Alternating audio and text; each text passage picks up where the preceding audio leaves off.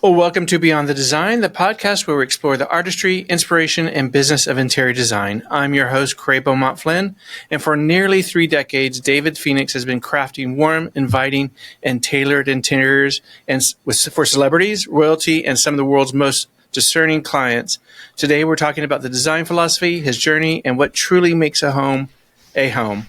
David, welcome to the show. Thank you. Thank you for having me. Your interiors are known for their elegance, but also for feeling incredibly comfortable and livable. How do you achieve that balance between sophistication and warmth? That's a great question. I would say that my interiors are really a reflection of who lives there, and it's who occupies the space. And we really spend a lot of time with our clients to try and find out how they live and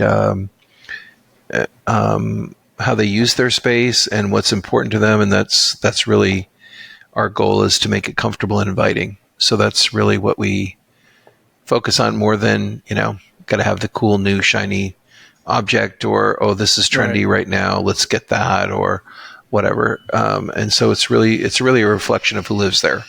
And so I think that really, we try and tap into what the function is, and then also, obviously making it pretty.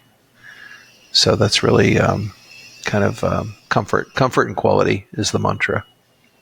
Is there a David Phoenix signature stamp of aesthetic that you try to incorporate? So if someone walks into a room, they knew who the creator was? No, I don't believe I have that.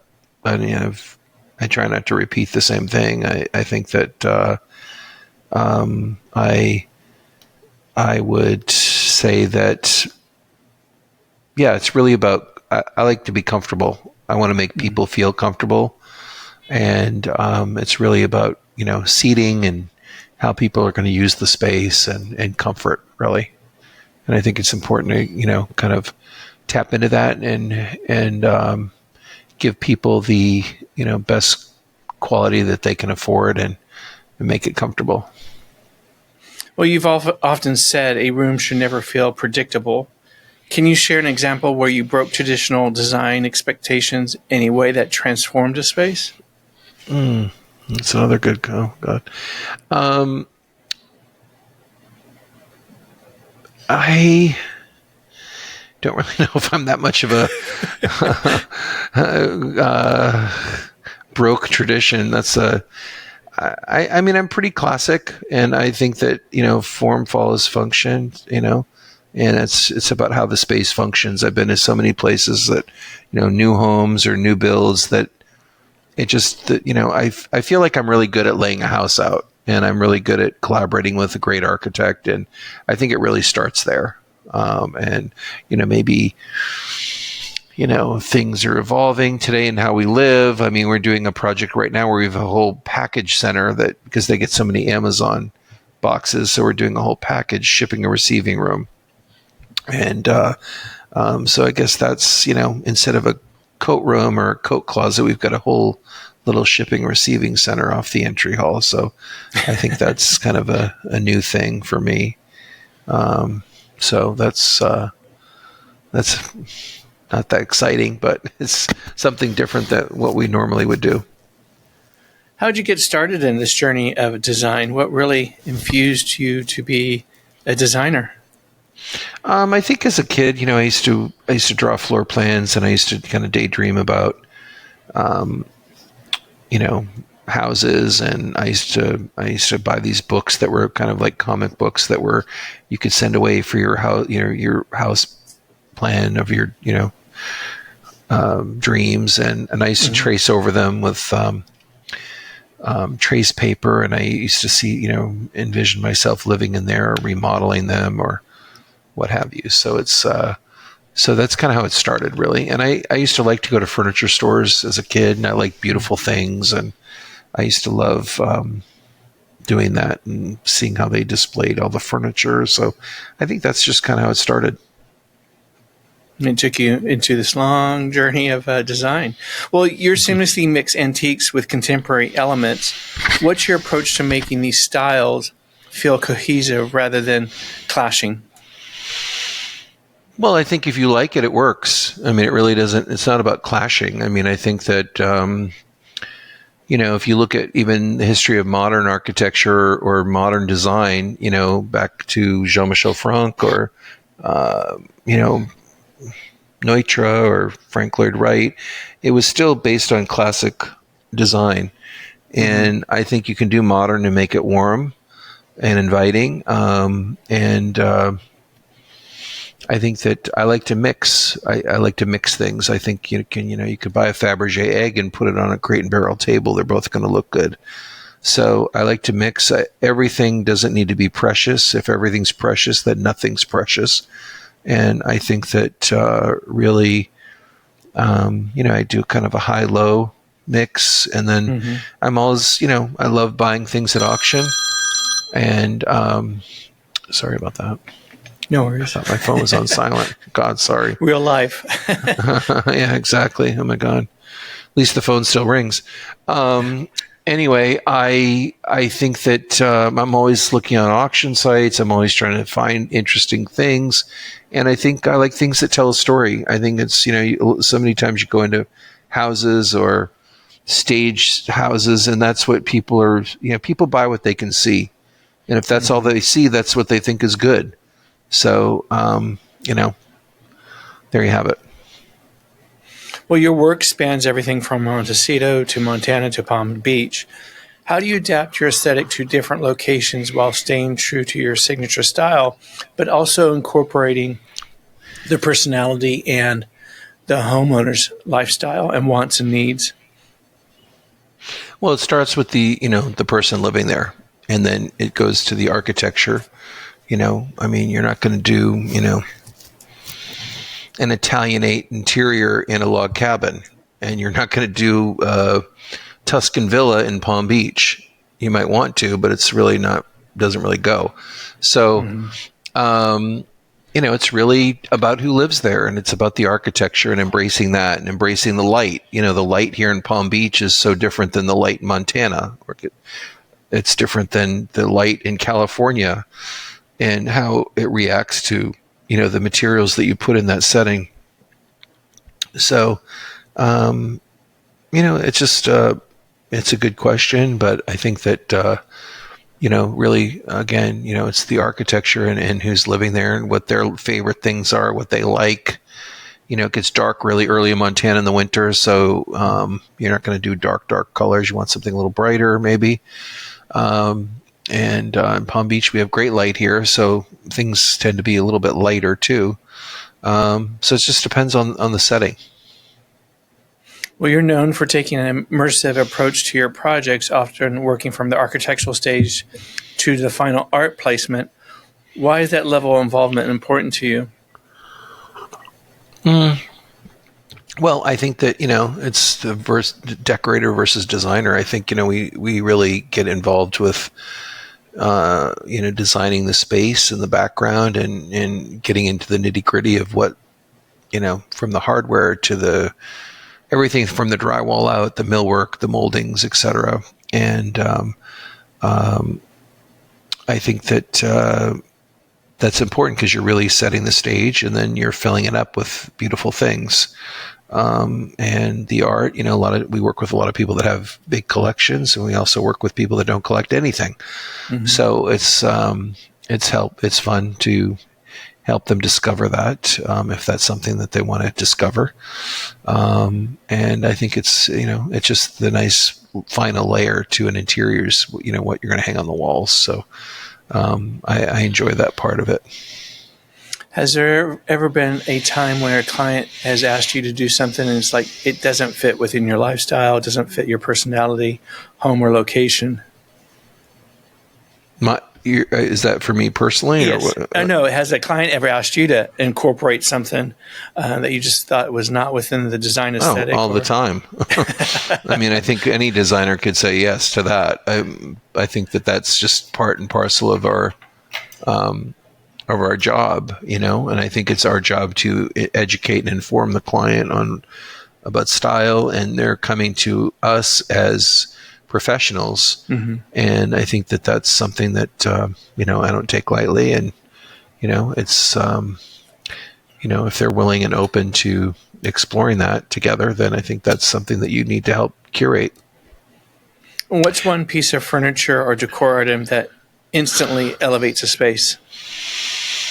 One piece of furniture or decor that, well, I think the accessories at the end of the day really, a big part of it. It makes it interesting. I like found pieces that tell a story. I think that, you could say that about a carpet. You have a plain interior, then you put a beautiful carpet in it. It really makes everything kind of buzz together. Lighting's important. I mean, it's really hard to answer just one thing. So I think it's collectively as a whole that all these things influence how you feel. Mm-hmm. It's really about how you feel. I want to make people to feel like the room says hello, come on in. There's nothing worse than going to a house where they got a velvet rope across the room. You can't go in, don't go in there. So I think it's boring. I think that's so boring. Go to a museum if you want to see that. True. You got to live in the space. Yeah. Well, do you have a personal favorite era of design that influences your work the most? I think there were some great houses built, pre-war. I think that's a great time. I think I love the Hollywood Regency period. I think that's there's some cool houses there. But I'd say like some great buildings in New York pre-war. I love California. I love some of the old Spanish houses that were built there. I think that I could kind of go around the country and kind of handpick. I love everything from a log cabin to it's the problem. I like too many things probably to narrow that down. But I think I'm a big fan of David Adler, his work on the Gold Coast in Chicago. Michael Taylor was one of my early mentors. I think that his interiors were really influential for me. So I do a lot of research on people and on design, and I have a very extensive library that helps me. What's the process for you when you get a new client? How do you build that relationship and trust factor and design process? Well, a lot of it is just spending time together and interviewing them and finding out what makes them tick and what they want, and if it's achievable. And we're in a position we recommend architects a lot. Sometimes we're recommended by an architect. Sometimes people come with the architect. So it's just really how that just kind of spending time with them really is what is key, just to get in their head what they like, and it's good. It stretches me. Sometimes it's, we're doing a project right now where the husband's like, oh, that's weird. I like it. So we're always looking for something that's off the beaten path for him because he likes funkier things. So, which is fun. It's something different that I might not have thought of. Well, you have successfully product collaborations with a few manufacturers. What's it like translating your design vision into pieces that others can bring into their home? Well, it's really, I like the licensing part. It's my side gig besides my day job. I like, it's completely different than buying, one $30,000 cabinet where you're making them that are, they're, $3,000 as opposed to, super high end. So it's a different mindset when you're getting into designing a collection. I have a big launch coming next year with Hickory Chair, about 36 to 40 pieces, and upholstery case goods. And I'm very excited about it. And it's a mix. It's a mix of some, old pieces, meaning antique pieces that I have, and also some, little mix of modern in there. And it's exciting. It's something that, it takes a long time to get that many pieces designed, and then you present them to to your licensing partner. And then it's, I always design more than they take, just so we have backup in case they don't like something. But it's also, we spend a lot of time on what's not in the marketplace, what's different. And the great thing about working with Hickory Chair is they're one of the last factories in the country that they make the frames, they finish the frames, they upholster the frames, and they ship the frames all from one location. So that's something that is really great. It's made in America. Obviously, there are parts and things that come from other places, but right. For the most part, it's assembled there in Hickory. Mm-hmm. So I'm very proud of that, and I enjoy going to High Point, and I go twice a year, and then in between markets I will be this summer for prototype reviews for my next collection. So I'm super excited about that. Well, congrats on that. And that launches next year in 26? Spring of 26 is the launch at Hickory. And then probably the end of this year, we're in the middle of it right now, but I have a large wall covering and textile collection with Kravet launching. So Fantastic. My second collection with Kravet. And that will be at High Point as well? Good question. I'll let you know. Still in the middle of the strike-offs and colors and right. textures and qualities, but I designed it. We presented it a year ago, and now we're just getting into the strike-offs. So I'm excited about that. So, what inspires and motivates you in creating these products? I think it's the one place that running a business is 90% running the business and employees and marketing and psychology, and then 10% is like creative. When everyone leaves at night, then I can be creative and I stay here by myself and I get things done or come in on the weekend. And I think that designing is fun for me, and it's fun to be creative. And yes, you have to please your licensing partner. However, it's also exciting to be creative, and they want you to be creative, and they want you to, give them something that they don't have. And so it's different. It's a different, and you're always surprised at what's the big seller, what's not. You think, oh, this is going to be a hit, or, oh God, we spent so many revisions on this. I doubt it will ever, take off. And then sure enough, the ones that you think are not going to be great, they are. And, so you never know what people are going to like, and you can't predict that. So it's really, it's fun. It's part of the process. So, well, many designers lean on trends, but your work is rooted in timeless elegance. What's the secret to designing spaces that never feel dated? I mean, I guess, I'm not trendy. I mean, what is trendy? I mean, I don't know, the color of the year. I mean, I have no idea. I like comfort. I like good quality. I like rooms that are inviting. I like beautiful finishes. I had a client recently, chatting with that, lost their home in California that I did probably, her kids were in kindergarten and elementary school, and, they literally did not change one thing. And their house burned to the ground, and they had records of everything that we did. And they called to tell me what an impact I had on their kids. And, the kids thought they had the perfect childhood, and they loved their room so much. And she called to tell me that. And then she said, by the way, our house burned down. Oh, and geez. It was very touching. And so to me, that's the gift. That's the best. I mean, it's heartbreaking, but also touching that, you do something to a space, or you help somebody, tap into something that they can't do, and, put your professional spin on it. And then it withstands the test of time. And, it's a ripple effect. You have no idea. I mean, I haven't talked to her kids since I did their room, probably. I've seen them, but it's not like I was, in constant communication with them. But so it's, I think it wasn't trendy. It was traditional. It was perfect for them.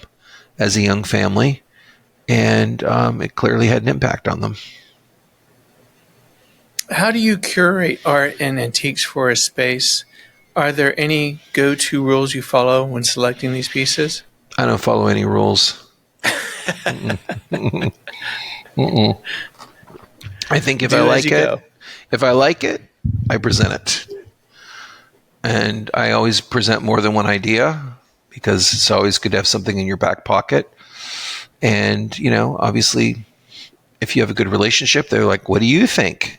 Well, I think I like this because, and I like that because. And, then which one do you like? And try and get them to own it.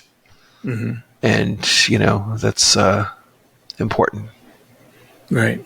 Plus, they have to live with it. They have to live with it, so I'm not living with it. But I like it. They're paying for it. They're paying for it, exactly. Well, if you had to design a home using one color, what would it be? One color? Oh, God. I don't know. Well, I love green. I would do a greenhouse. Color, just different shades of green, I guess.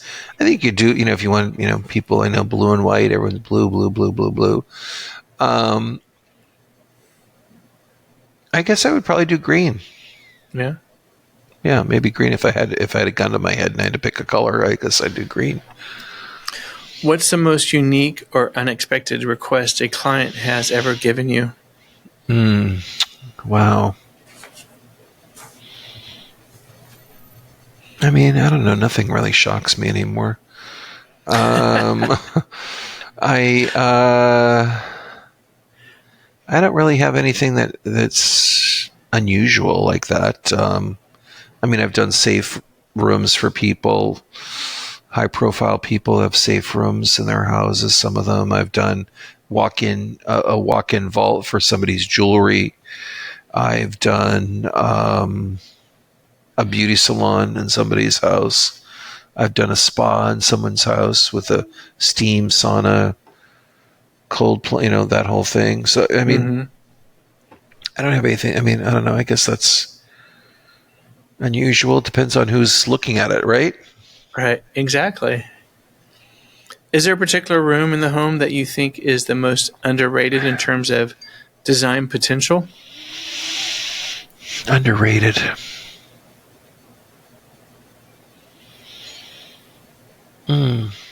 I think sometimes people just kind of gloss over the entryway. Maybe. I think that's a really important. It sets the stage. It's the first thing on impact when you come in. I think that's kind of needs, it's important. I think first impression. Yeah, first thing. I also think dining rooms. People are like, oh God, we eat out all the time. We don't cook. We don't do this. We don't do that. Right. And then don't even put a dining room in. I said, well, that's ridiculous. Where do you go? What about Thanksgiving? What about this holiday? What about that holiday? Where you have a big family. They're growing. You're going to have grandkids. Da da da da. Where are you going to sit? You're going to sit on your lap and eat pizza and a paper plate. I mean, give me a break. So I think the dining room is an important room. It's it's where people dine and it's how you connect with people. Mm-hmm. So I think that's an underrated room. You say, oh, I walk by it, I never use it. Well, why don't you use it? Why don't you go in there? So, plus it's a good way. It's a room where you gather. Yeah, right. You're exactly. Sitting next to each. You're not disturbed by televisions. Yeah. Well, something. TV trays. You hope. Yeah.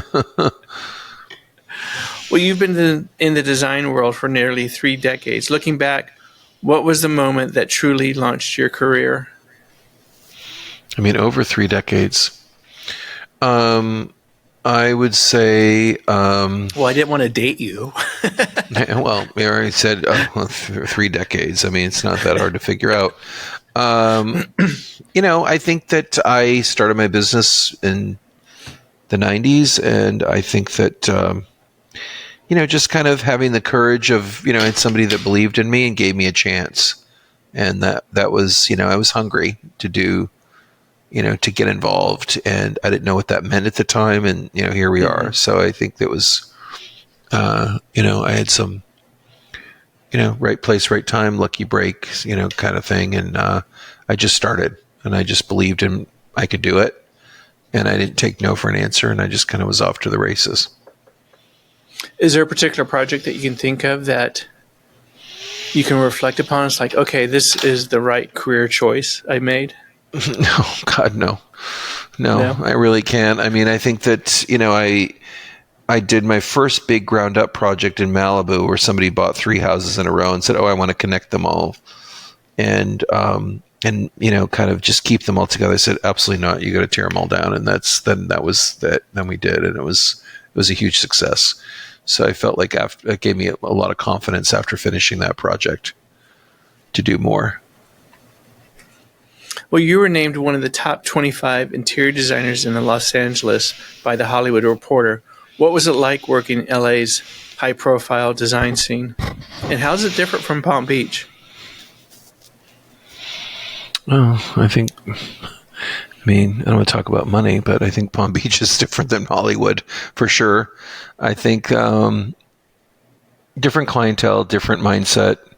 I think people here are used to having designers. I think people here, it's sometimes a second or third home. And I think that it's just been a different vibe than working in Hollywood, for the better for me. Well, Now that you're based in Palm Beach, how has that shift influenced your work or design approach? Well, like I said earlier, the color, the light's different here, the climate's different here. I think that it spans. It could be very casual and kind of coastal, or there's some really very fancy, important houses here. And I think that then people use antiques. People definitely entertain a lot here. People use their dining rooms, and it's just it's a special place.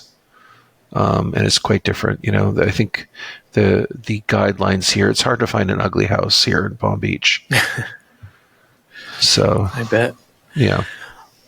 Well, you've worked with an incredible roster of clients, some very high-profile individuals. Without naming names, is there a particular project that stands out as one of the most memorable for you? I mean, I would say, working, when I was Rob Lowe's house, that was my first cover in Architectural Digest, and it was special page rents. It was our last issue, so it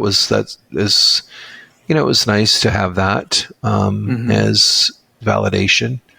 I feel, I'm happy for, I'm happy for all the work I've done, and it's been definitely, I'm self-taught. It's been, it's all been good, and it's all been part of my education on how to, improve and evolve into my own personal style and my aesthetic, if you want, because it's also, it's a big thing when you say to somebody, what's, boiled down, what's your look? It's hard. It was really hard for me because I was like, what am I? What am I? This? Am I that? And it's interesting when you have people that say, oh, you're so contemporary, or oh, you're too traditional, or oh, you're this, or you're too coastal, or whatever. So it's interesting to hear all those different,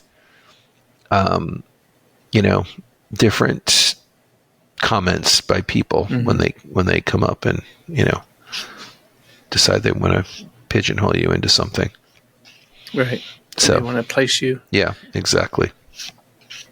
When a client comes to you and says, I want this, but obviously it doesn't fit their lifestyle, personality, location, like someone going to a barber and saying, I want this haircut, but their hair doesn't work. How do you work that aesthetic and approach with the client to kind of really have them understand who they are and what they need? Well, you don't, because I spend a lot of time before we sign a project. If it's, you're not going to turn a Volkswagen Bug into a Bentley, so I'm not, so you have to be very clear with that. And I just, the one thing I can't get is more time, and I'm not going to waste your time or mine to do something I can't do, or if it's not a fit. It's just like, good luck. I can't do it. I can't. If you weren't a designer, what do you think you'd be doing? Oh God. I don't know. Probably, I don't think I'm really employable in any other field. So I don't know. That's probably. I always say I'll be passing out peppermint bark at Williams Sonoma with a green apron on if this doesn't work out. But I don't even know if I could figure that out. But that's a good question. I don't know. If you could steal one iconic piece of furniture or decor from a museum or historic home, what would it be? If I could steal it from a museum. Oh God. Yeah. Oh God. Or an iconic piece of furniture, decor, or piece of art. Oh wow. I hadn't really thought about that, but I'd probably get like a beautiful piece of art. Something easily to carry out. I'm not going to take a chunk of the pyramid or, I love antiquities and I love contemporary art.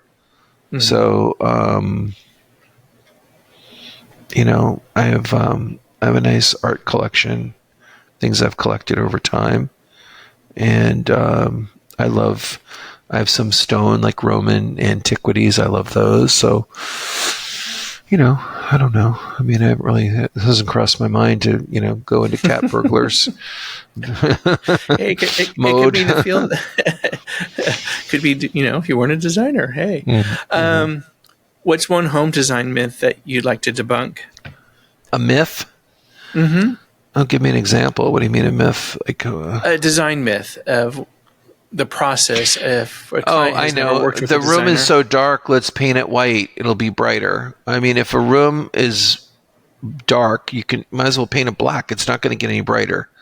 So it's Mario Boada taught me that. He knows if it's a dark room, it's going to be dark. I mean, you can trick it up with lighting, but it's always going to be dark, depending on how it's facing the sun or whatnot. So I think that, that's one myth, I guess, or, I want it bright. It's always going to be dark. Right. I think that's, I always love when they say, I want to bring the outside in. How are you going to do that? So yeah, exactly. Anyway, with such an impressive portfolio, what's next for David Phoenix Interior Design? Any upcoming projects or collaborations that you particularly are excited about, except for the Hickory Chair? Yeah, we're very busy. We've got a beautiful house here on the island. We're doing massive remodel. We have another two that I'm very excited about here on the island. One's a Regency, one's kind of more of a Bahamian. Finishing up a project in Alice Beach, which is going to be great. Working in Los Angeles right now. Doing an office for a client that I did their place down here in New York. So we're back and forth to New York. So I have a client visiting from Montana actually this weekend. So that's exciting. So yeah, we're busy. So Bahamas, Busy is good. Working in the Bahamas, Tampa. We've got a beautiful ground up home in Tampa we're building. I also got reelected. I'm on the Archon board here in Palm Beach. So I sit on that board with some other very talented people. And so all the plans for the city come, we view them and critique them and give feedback on them. And it's part of the approval process to get a permit and build a house here in Palm Beach. Interesting. Yeah. So I like that. It's I enjoy that part of my job. It's a little giving back and so I'm enjoying that. Is there one sector of the industry that you would like to work in or do a project that you haven't yet? I've never done a boat. I've never done a house in Hawaii. I'd like to do a house in Hawaii maybe. Boat. I've worked on an airplane before. I always love that. Yeah. A luxury has such a widespread meaning to a lot of people, different things to different people. How do you see the definition of luxury evolving in the next decade? Luxury? Mm-hmm. I think luxury is it's defined by the individual. And I think luxury is I think, like I said earlier, I think, everyone should have the best quality that they can afford, whether it's, less is more. I think keep it simple. I think keep it, if you're going to, buy something really good, somebody told me once when I was early in my career, they had worked with Billy Baldwin and he, it was her first house, and she bought, a great bed. She bought a great sofa. She spent money on good fabrics, and those curtains on the good fabrics, the curtains, she's traveled with her. She has the same sofa. She still has the same bed in a guest room. So I think if you buy something good, I think we're living in the world of throwaway. Everyone's like, oh God, I'm buying the whole house furnished. Oh my God, I'm selling everything. I don't know. I just couldn't do that. I think that, I'm happy to, okay, a sofa, I can get another sofa, or I can get another, what have you, or I could recover. But I think, I don't know. To me, I've spent so much time collecting things, and, I just wouldn't be like, okay, yeah, sure, I'm going to walk away from it all. I think it's, I think, like I said, the things that I have, I like. They feel collected. I don't feel like I went back to truck up and just, I bought all my accessories online, and, boom, boom, boom. So I think that, things that people have left me or friends have given me. So I think that, I don't know. Did I answer the question? I kind of got off on a tangent there. That's good. That's fine. I think luxury is what's important to you. Luxury is like, maybe it's great bedding. I like good bedding. I think luxury could be the cup that you drink your coffee out of in the morning. Does that feel good to you? Luxury could be great stationery. Luxury could mean, your chair that you read in is like the best chair that you could afford, or it's got the, fabric you love on it. It swivels, or it's got an ottoman. Luxury could be, how you entertain, not that you're trying to, impress anyone, but just luxury means spending quality time in your space with people that you want to be around, and how you present. That could be luxurious, I think. So I think it's different for everybody. It's really different for everybody. And it's not about having a big mega house that, is so big you get lost in. It's about having quality. Right. And I think sustainability and legacy, things, if you pay a little bit more, it's going to last a lot longer. Yeah, it's not going to end up in landfill, hopefully. Right. Besides product design, is there another element or something you want David Phoenix Interior Design to achieve? Oh, God. I feel like I'm just getting started, really. I don't really feel like there's so much more I want to do. Such as? What else you want to do? More of the same. I think there's some other categories I'd love to, delve into. Maybe lighting. I think, I love textiles, so I'm really happy with my partnership with Kravet. I like I said, I love lighting. I love other categories, maybe accessories, or I love dishes. I could, get into that. I also I collaborate with Social Marin on art. So I think that's all, I just like having a creative outlet. That's really, I think God put me here to be creative and to make things pretty. I think that's really why I'm supposed to be here. I think that's what I'm feeling right now, but I could be wrong. But I think how do you balance your time in keeping focused crealy? What drives that? Oh boy, that's a real good one. That is really hard for me. It's really hard because, it's easy to get distracted, and you've got a full roster of work, and, there's stuff happens. I always say that the road of design is full of potholes, and you might get a flat tire. You might tweak your rim. You might drive off the road. You might just have to stop. You might have to pause. You might have to change lanes. You might have to turn around. You might have to take pull over. You might have to call for help. So I think that that's really kind of the way it's difficult. It's like asking everyone to cross the finish line of the New York Marathon at the same time. Not going to happen. Right. So you've got to manage everyone's expectations. I think that. So for me, to answer your question about how to manage being creative, is that the question? Yes. Okay.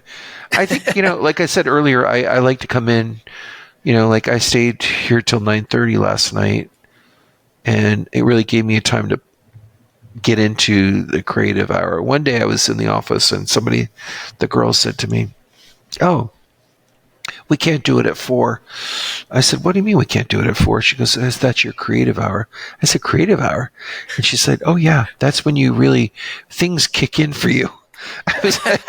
I'm like, I'm just hearing this for the first time. I never even thought about that. She goes, "Yeah, we've watched you at 4. Something kicks in." I was like, "Okay, good to know." It's like you come in the morning, you got, calls, you do all your emails, you have your coffee, then people stop in, vendors, whatever, then you have lunch, then, we do more of the same. And then at about 4:00, everything settles down and then you really start. I was like, "Oh, okay. Well, that's good to know about myself. Thank you for telling me that." And it's kind of true when I thought about it. It's kind of true. They're very observant. Yeah. David comes awake at 4. Yeah, 4:00. Being a design leader and having your own firm, how do you manage that creative team and how do you collaborate with them? Oh boy. Well, I mean, I work for them. I mean, I'm basically just here. I write signing checks, and I tell people I'm running a country club here because it's like literally, I'm really into our space here, our office, and I expanded last year, and it's I think you spend a lot of time here, more sometimes than time here than home. So I like to foster creativity, and I like, back to what we were saying earlier, how you feel. And everyone likes, like, even last night I was here working late, and 2 people knocked on the door and came in, and we sat for another hour, and people just stopped in, and it's nice because they say, "Oh God, I love sitting here, being with relaxing in your space. It's so inviting." So I don't know. I need to for me to be creative, I can't say, even though they tell me at 4:00 it kicks in. I think that it's not something for me I can just turn on like a light switch. It has to be, I can make a decision, but sometimes I have to just kind of, if I'm working on a space that's difficult, a lot of times I'll start with the difficult space and then do the easy ones later, because it takes more thought process and, so I don't know if I even answered the question, but I think that was a good attempt. Good enough.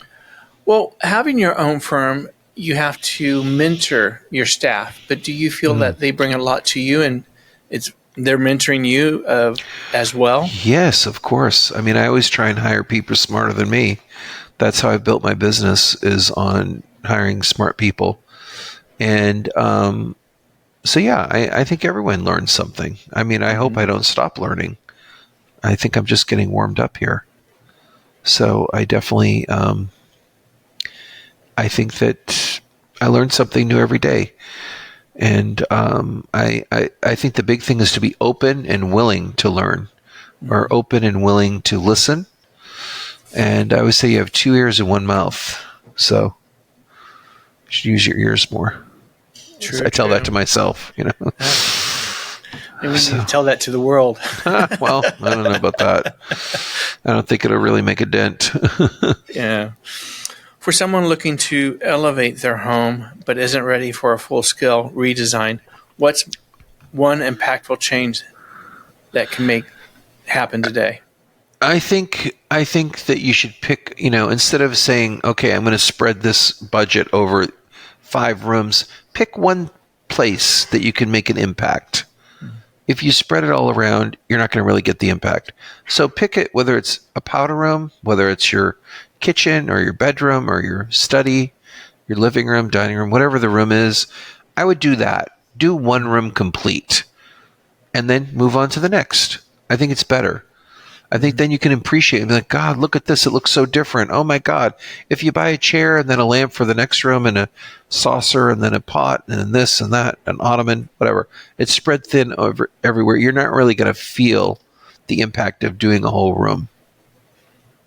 That's my advice for somebody that's, starting out. Mm-hmm. And it's hard when you're starting out. You need this, you need that, you need everything. And I think it's nice just to focus on the one space. If you don't have furniture in one room, that's okay, you'll get it, but focus on one room. Right. If that's what you can do. The greater impact. Mm-hmm. What are you most surprised about learning on this journey since you've... Oh boy, how much time do you have? I don't know. Nothing, like I said, nothing surprises me now. I think also just I'm at a stage where you just have to listen and believe when people tell you who they are, believe them. And I'm always, I'm never surprised. Sometimes, but not really.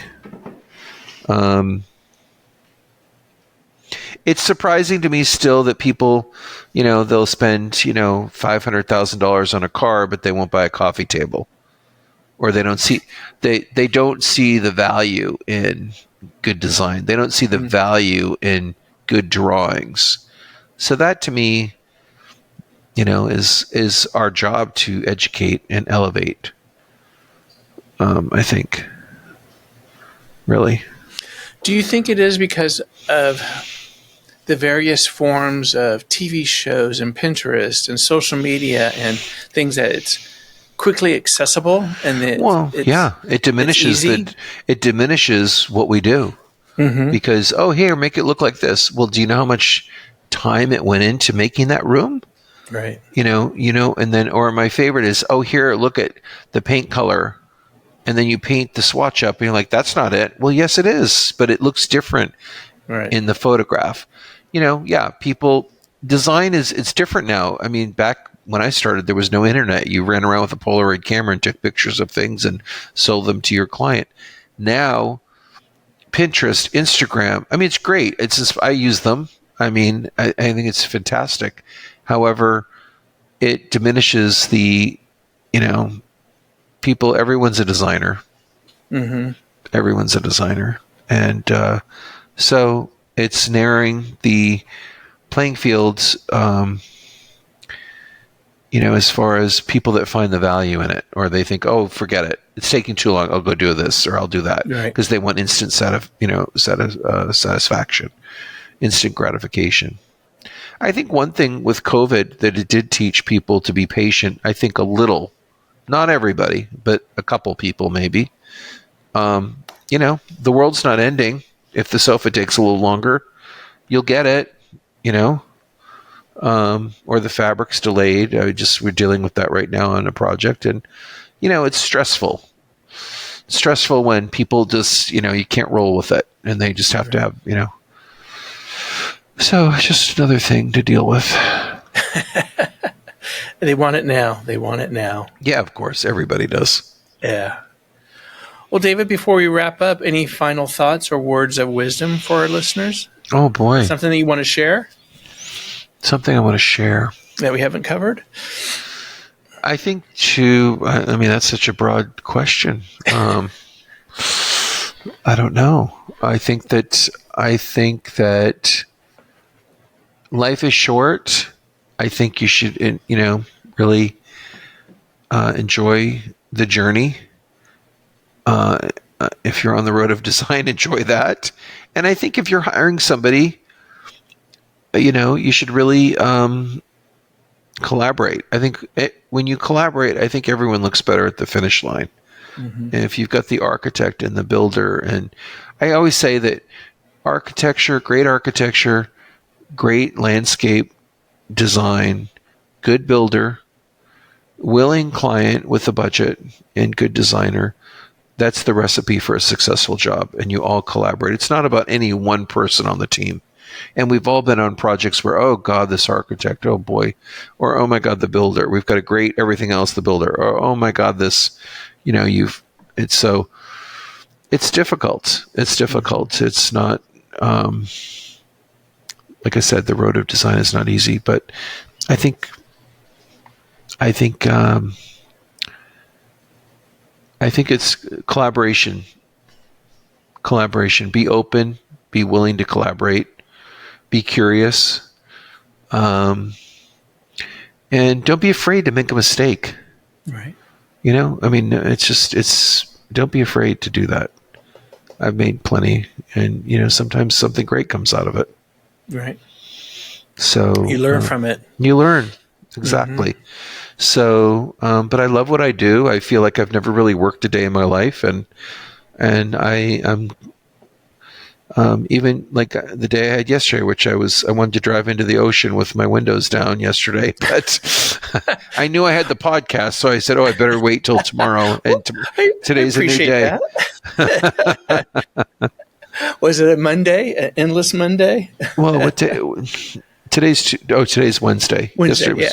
Yesterday was Tuesday. Yeah. So no, just it was like boom, boom, like things happen. Mm-hmm. This is delayed. The guy wallpapers the wrong room in the paper. After I know it's like, or the this just delays. That's what it's the ear. I love getting the job. I love designing it, and I love installing it. Everything in the middle is a time suck. It's just, it's just, so, it's just, but it's part of the process. You need to go through the produce section to get to the dessert. True. In the supermarket. Well, so that's, so you just remember that, Yeah. Sometimes you get a sour apple, but you know what? Yeah, exactly. Cheesecake will be good when you get to it. Exactly.